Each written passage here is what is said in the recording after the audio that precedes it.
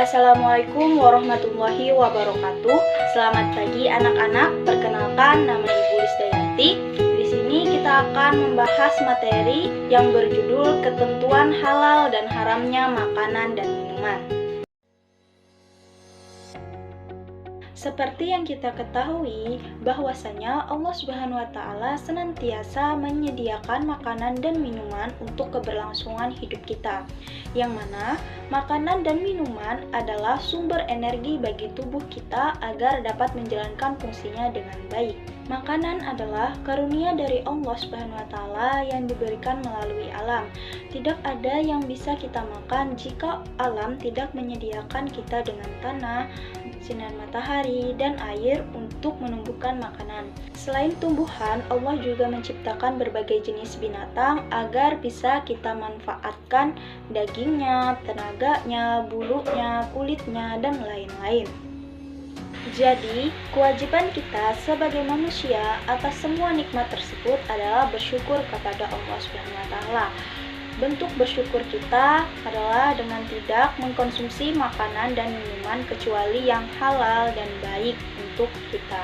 Oleh karena itu, sangat penting bagi kita untuk mengetahui jenis makanan tersebut adalah halal atau haram, agar kita tidak salah mengkonsumsi makanan dan minuman yang akhirnya berdampak buruk pada tubuh kita. Untuk lebih jelasnya, silakan simak video penjelasan Ibu. Makanan dan minuman halal. Makanan dan minuman halal adalah makanan dan minuman yang dibolehkan syariat Islam untuk dikonsumsi kecuali ada Al-Quran dan hadis yang melarangnya. Dengan kata lain, semua makanan seperti tumbuh-tumbuhan, buah-buahan, dan binatang pada dasarnya halal dan baik. Allah Subhanahu wa Ta'ala berfirman dalam Quran surah Al-Baqarah ayat 168 yang berbunyi, Ya ayyuhan nasu kulu mimma fil ardi halalan tayyiban wa la tattabi'u khutuwatis syaitan innahu lakum aduwwum mubin.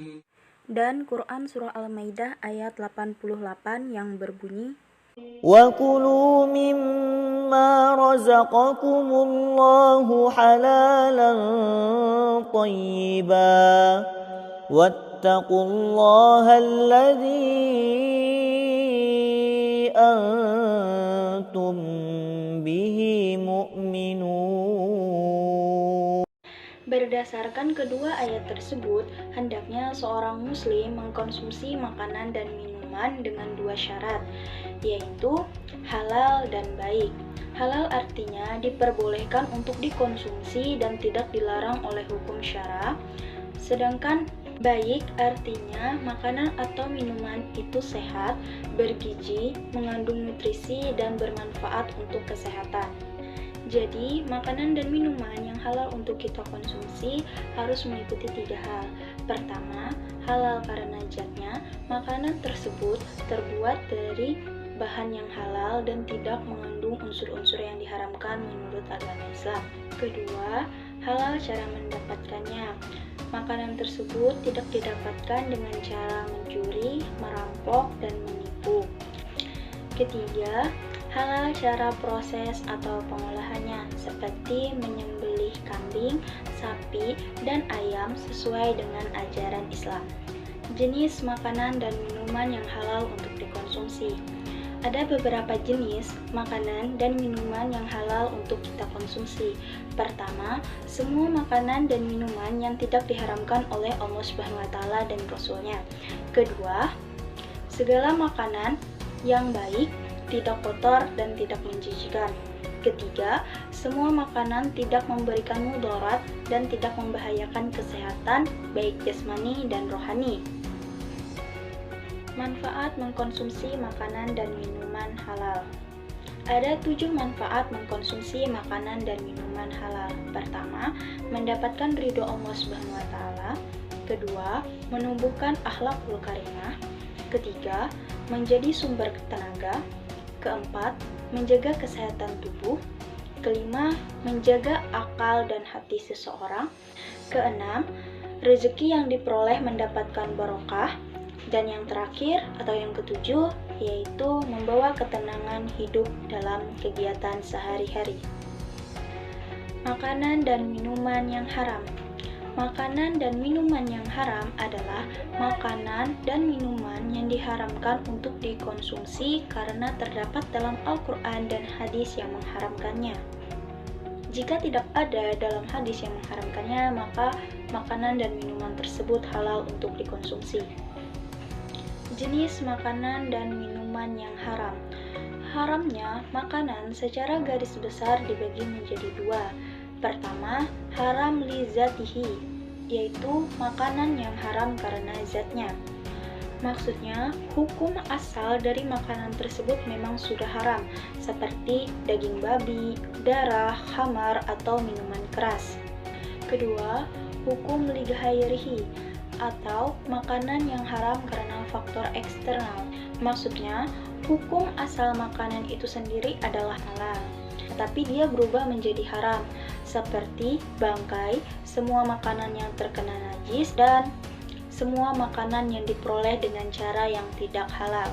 Akibat mengkonsumsi makanan dan minuman yang haram. Ada 5 akibat mengkonsumsi makanan haram. Pertama, amal ibadahnya tidak diterima oleh Allah Subhanahu wa taala. Kedua, merusak jiwa dan membahayakan kesehatan. Ketiga, menghamburkan harta atau membajirkan harta. Keempat, menimbulkan perkelahian atau permusuhan. Kelima, menghalangi terkabulnya doa. Materi yang terakhir yaitu binatang yang halal dan haram. Binatang yang halal adalah binatang yang boleh dikonsumsi dagingnya oleh manusia, khususnya bagi orang-orang yang beriman. Binatang yang halal sebagai berikut. Pertama, binatang ternak seperti kerbau, sapi, unta, kambing, domba, ayam, dan lain-lain. Kedua, binatang sebangsa belalang juga halal, bahkan bangkainya juga halal untuk dikonsumsi. Ketiga, binatang hasil buruan yang diperoleh dari hutan seperti kijang, kancil, atau ayam hutan yang halal dagingnya untuk dikonsumsi. Keempat, binatang yang hidup di laut atau di air. Semua binatang yang hidup di laut atau di air diperbolehkan untuk kita konsumsi kecuali binatang tersebut mengandung racun dan membahayakan kesehatan manusia. Yang terakhir atau yang kelima yaitu binatang atau hewan kuda. Sebagaimana dijelaskan dalam hadis Jabir ketika perang Khaybar mereka memakan daging kuda. Binatang yang haram dikonsumsi. Ada beberapa macam binatang yang haram untuk kita konsumsi. Pertama, binatang yang dijelaskan dalam Quran Surah Al-Maidah ayat 3 seperti babi, hewan yang mati atau bangkai, hewan yang disembelih bukan atas nama Allah, hewan yang tercekik, hewan yang dipukul, hewan yang jatuh, dan hewan yang dimakan oleh binatang buas. Kedua, segala hewan yang bertaring kuat seperti harimau, singa, serigala, anjing, dan lain-lain. Ketiga, segala jenis burung yang bercakar tajam atau burung pemangsa. 4. Binatang yang disembelih untuk sesaji, misalnya kerbau yang disembelih untuk ditanam kepalanya sebagai sesaji kepada dewa tanah agar melindungi jembatan atau gedung yang akan dibangun. Dan yang kelima yaitu binatang atau hewan yang disembelih tanpa menyebut nama Allah Subhanahu wa taala. Sekian materi kita pada pagi hari ini. Semoga anak-anak bisa mengetahui yang mana makanan yang halal, makanan yang haram, binatang yang halal, dan binatang yang haram. Sekian dari Ibu. Wassalamualaikum warahmatullahi wabarakatuh.